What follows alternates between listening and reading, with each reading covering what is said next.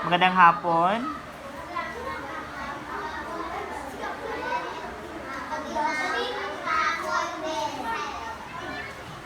Ngayon, itatanghal namin, iingon. Ngayon, itatanghal namin ang kwentong. Okay. Sige, go. Ang alamat ng iyak. Ang mga datong ay mga iyak.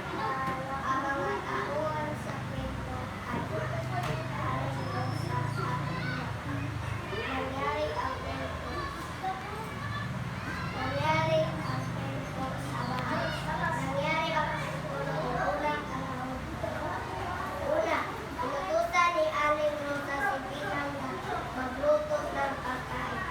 Oh, magluto. Magluto ng pagkain. Dalawa, hindi na nakita ni Pinang ang santo. Sunod, sabi ni Aling Rosa, magkaroon ng maraming mata. Pagkatapos, isang araw, napansin ni Aling Rosa na may tumubo na pinya.